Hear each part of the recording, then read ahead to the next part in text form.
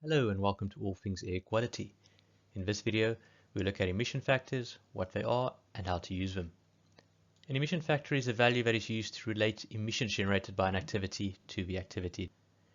These factors are often determined in large studies by measuring the emissions generated by an activity, such as transferring ore or pumping fuel, and then under a range of conditions using these measurements to calculate an average rate of emissions generated by the activity.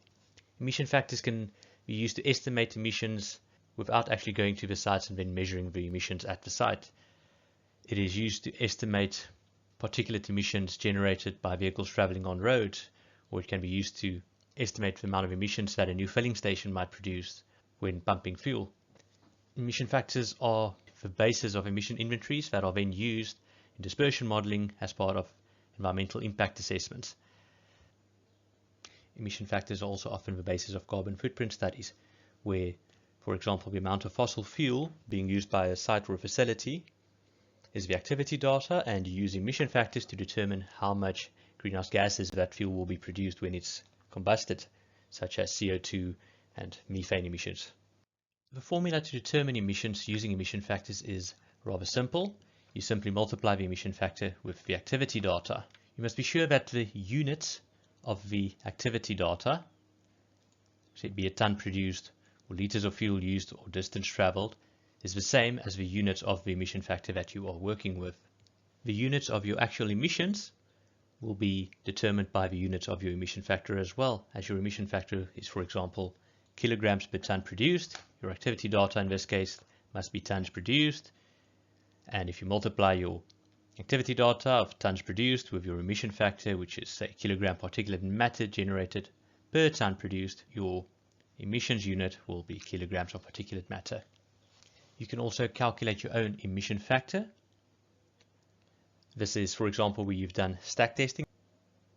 To do this, you then need to know what the emissions were. This is what you'll be measuring during your test, and you also need to record the activity data, be it liters of fuels used in the process or tons of product produced during testing. You can then simply divide the emissions generated during the time that the activity data was recorded, and you will get an emission factor. Let's look at the example of a furnace. So we will be estimating the particulate emissions from an electric arc furnace used in iron production with no abatement. In other words, the emissions are uncontrolled. And in this example, the unit's going to be producing 25,000 tons of grey iron per year. We have our formula, which is emissions equals the activity data times the emission factor. In this case, our activity data is the 25,000 tons of grey iron produced per year.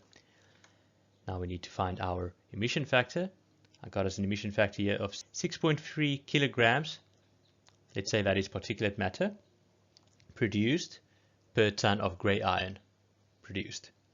And the source of this emission factor is AP 42, chapter 12.10. Then the total emissions produced for this period of the activity data is simply the activity data, 25,000 tons of grey iron produced, times the emission factor, which is 6.3 kilograms per ton of grey iron produced.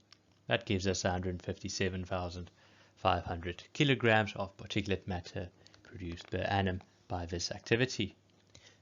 So as you can see here, emission factors is a rather simple and quick way to estimate emissions from an activity if there is an emission factor available for you to use. There are multiple sources of emission factors out there.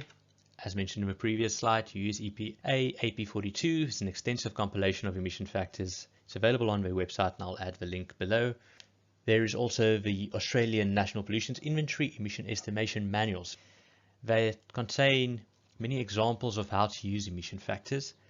They are sometimes modified from the US EPA factors, or often they are just simply the same, but the nice thing about these NPI manuals are that they contain a lot of examples. Then as a final note, at the start of this video I said that these emission factors are determined by multiple studies under a range of conditions. The accuracy or the robustness of these factors are often provided as a rating based on things like the variability of the data or the sensitivity of these factors to a change in the conditions. Before you use any of these emission factors, you should familiarize yourself with the rating or the applicability of that factor. Now, AP42, they have this rating system I'm showing you below, where they give an A, B, C, D, or E rating for each emission factor, and it sort of tells you where you can use this emission factor. And that is that. Feel free to ask any questions in the comments below.